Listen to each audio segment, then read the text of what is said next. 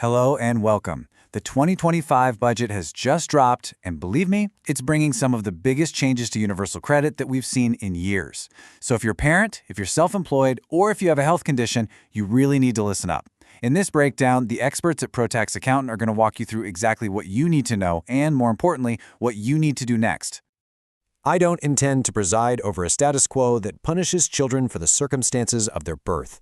Wow, those were the powerful words from the Chancellor, Rachel Reeves, during her budget speech. And you know, this wasn't just a line in a speech, it was a signal of a massive shift in policy and a whole new direction for how the welfare system is going to support families. And this is the result of that promise. 450,000. Just let that number sink in for a second. To put that in perspective, that's enough children to fill Wembley Stadium 5 times over. That is the number of kids projected to be lifted out of poverty because of these changes. It's an absolutely staggering figure, and it means a real, tangible impact for families all across the UK. Okay, let's get into the details. So, here's what we're going to cover. First, we'll start with the fantastic news for families. Then, we'll look at how the system is finally catching up with the modern world of work. But you're really going to want to stick with me for that third section because it has an urgent deadline that you absolutely need to know about. And then we'll wrap it all up with your next steps.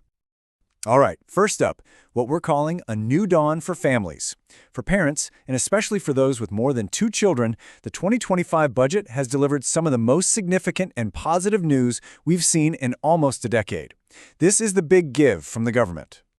So the single biggest piece of news here is the abolition of the controversial 2-child limit. Now, since 2017, this policy meant that families only got universal credit or tax credit support for their first 2 kids. Well, starting in April 2026, that cap is gone. For a family, let's say like the Jacksons in Liverpool with 3 young kids, this is absolutely life-changing. It's a huge financial relief for sure. And that's not all. The good news keeps coming for parents. The budget also delivers more direct help for anyone trying to juggle work and kids. The maximum you can claim back for childcare costs is going up, which is a massive help in tackling one of the biggest barriers to work. On top of that, the Help to Save scheme is now being made permanent. This is a brilliant government-backed account that actually gives you a 50p bonus for every single pound you save. It's a fantastic way to build up a safety net. Okay, now let's look at the next step, adapting to the modern world of work. More and more of us are self-employed or part of the gig economy, right? And that means our income can swing wildly from one month to the next. The 2025 budget finally acknowledges this reality.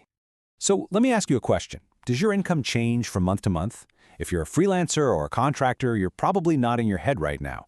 One month you'll land a huge project, and the next, well, it's crickets. Universal credit has always struggled with this, but a really key temporary fix is being extended, which is great news. Now, to understand this, we need to quickly talk about something called the surplus earnings threshold.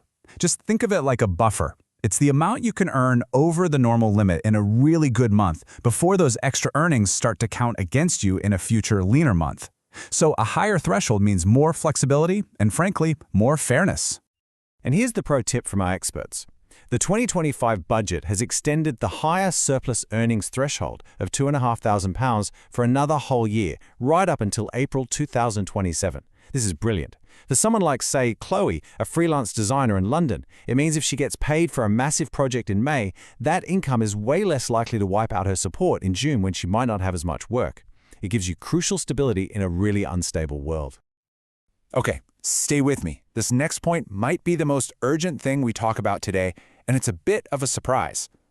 While the budget gives stability to freelancers, it creates a very different situation for another group. We're talking about a critical health shakeup, and it comes with a deadline you cannot afford to miss. The government is overhauling the health-related part of universal credit. It's called the LCWRA element, which stands for Limited Capability for Work and Work-Related Activity. Put simply, it's an extra payment for peoples whose long-term health condition or disability makes it hard for them to work. Now, here's the crucial point. If you already get this payment, don't worry, you are protected. But for anyone new to the system after April 2026, the support is going to be less generous. This timeline is everything. To lock in the higher current rate of support, your claim doesn't just need to be submitted. It needs to be fully approved before April 2026, and these assessments can take months and months to process. That means the window to act is already closing fast.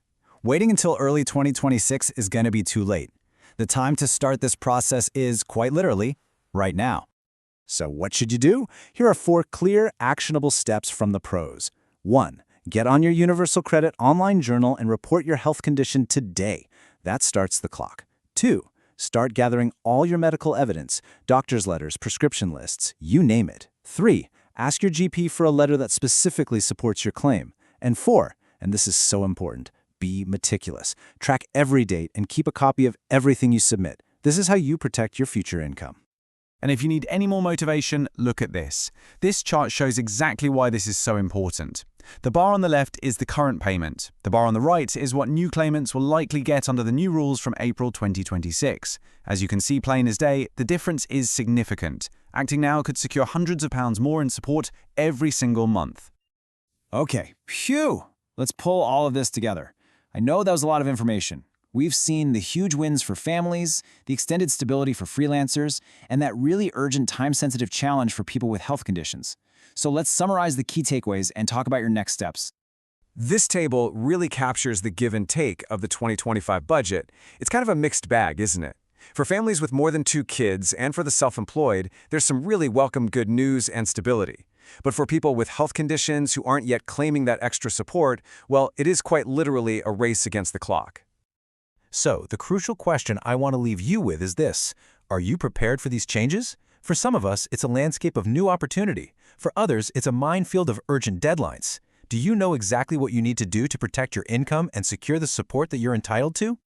Now, just a very quick but important disclaimer. This analysis is here to give you general guidance based on the 2025 budget. But everyone's situation is unique, and these rules can be incredibly complex. So it is vital you get advice that is tailored specifically to you before you make any big decisions.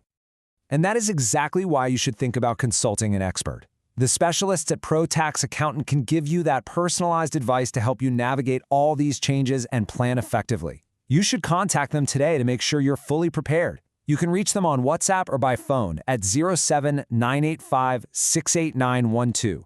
Let me repeat that, it's 07-985-68912. Or you can just email them at info@protaxaccountant.co.uk. Don't get caught out. Get the expert advice you need.